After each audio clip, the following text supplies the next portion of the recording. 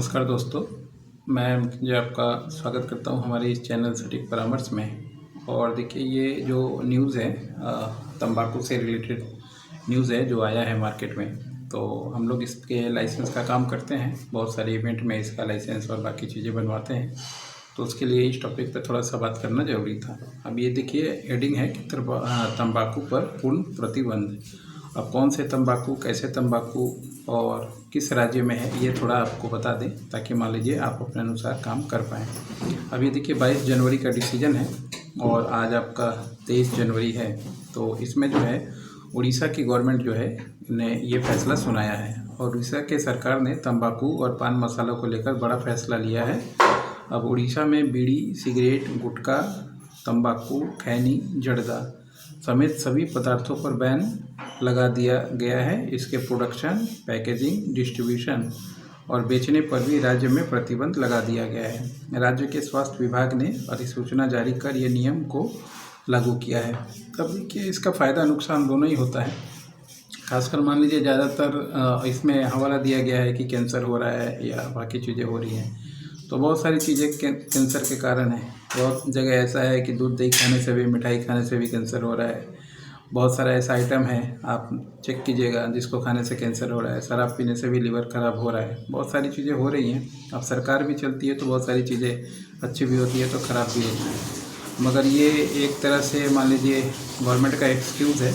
मगर इसमें नुकसान जो है बड़े इंडस्ट्रीज़ का नहीं है या बड़े कंपनियों का नहीं है। उनके पास 50 बिजनेस है, वो अपना बिजनेस कर लेंगे या ऐसे राज्यों में चले जाएंगे जहाँ पे ये चीज़ें अलाउड है। मगर जो भी छोटे लेवल पे काम करते थे, जैसे बहुत सारे, जैसे आपका अनुगुल हो गया या इधर मलकानगिरी हो गया, ये फिर आप कटक हो गया, ऐसे बहुत से जगह में आपको ऐसे बिजनेसमैन मिलते हैं जो इसका होलसेल का काम, मैन्युफैक्चरिंग का काम या प्रोसेसिंग का काम, या मान लीजिए जो पत्ता मिलता है उड़ीसा में उसका काम, बहुत सारी चीज़ों का काम करते हैं। कोई मैन्युफैक्चरिंग में लगा हुआ है, कोई प्रोडक्शन में लगा हुआ है, कोई मान लीजिए डिस्ट्रीब्यूशन में लगा हुआ है। अब हर एक जगह तो एम्प्लॉय काम कर रहा है। डिस्ट्रीब्यूशन में है तो उसने मार्केटिंग आदमी रखा हुआ है अपना सामान बेचने के लिए, उससे ट्रांसपोर्ट वाले भी यूज़ हो रहे हैं। तो इकोनॉमिक पैरेलल पूरा जुड़ा हुआ है। और ये जो है मतलब समझिए बिलो पॉवर्टी वाले लोगों का ज़्यादातर ये काम है। और ज़्यादातर लोग ऐसे ही लोग इस बिजनेस में थे, जो मान लीजिए घर में लेडीज़ बहुत सारे हैं उड़ीसा में, छत्तीसगढ़ में, बंगाल में, जो घर में बैठ के ये सारी चीज़ें बनाती हैं। तो ऐसे लोगों के पेट पे सरकार ने ये लात मारा है। असल में देखिए, अगर मान लीजिए ये होगा तो नहीं, क्योंकि गवर्नमेंट है, गवर्नमेंट का काम है नियम बनाना। जैसे नोटबंदी बनाया, बिहार में शराबबंदी किया, मगर क्या हो पाया? सब कुछ फेल है और सब कुछ चल रहा है। तो इससे होगा क्या? ये चीज़ें फ़ायदे की जगह नुकसान ज़्यादा करेगा। अब इसमें पता चला कि ये ब्लैक में बिकने लगेगा। इसी में जो 2 नंबर वाले लोग हैं उनके लिए तो एक नया इंडस्ट्री आपने खड़ा कर दिया कि जो लीगल तरीके से जो मिलता था, अब इसमें क्या था, जिसको खाना है वो आपको कहीं भी खरीद के खा ही लेगा, उसमें कोई आप कुछ नहीं कर सकते। वो ज़्यादा पैसा दे के खाएगा, उसको और महंगा पड़ेगा चीज़ें। मगर इसके साथ बहुत सारे छोटे लोगों का जो रोज़गार है वो गवर्नमेंट ने यहाँ पे छीनने का काम किया है। और ये काम बहुत से तरीके हैं जिससे मान लीजिए इसमें कम किया जा सकता था कि आप एडवर्टाइजमेंट ज़्यादा कीजिए, या जिसको खरीदना है खरीदे, नहीं खरीदना मत खरीदे ऐसे जगह पे, या सार्वजनिक जगह पे।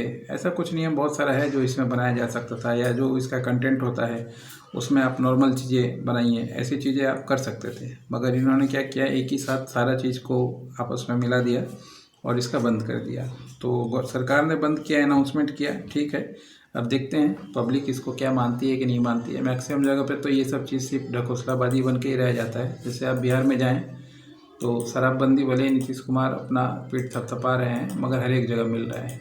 बहुत जगह पुलिस वालों का यही बिजनेस हो गया है और बहुत से क्रिमिनल के साथ मिलकर बिजनेस हो गया। तो ऐसा ना हो कि उड़ीसा में भी यही सिचुएशन धीरे धीरे आप पैदा कर रहे हैं और चले आए बिना, पता नहीं कौन से लोग हैं या कौन इनको दिमाग देता है इस तरीके से चीज़ों का, जो सदियों से चली आ रही हैं चीज़ें, उसको आप चले आओ बैन करने। आप क्या क्या रोकोगे? बहुत सारा ऐसा एक्टिविटीज़ है जो हज़ारों साल पुराना है। तो आप अपने अनुसार सारी चीज़ें नहीं रोक सकते हैं। पब्लिक जिसको नहीं खाना है वो, उसको आप कितना भी फ्री दे दो नहीं खाएगा, और जिसको खाना है वो खोज के ढूंढ के ज़्यादा पैसा दे के भी खाएगा।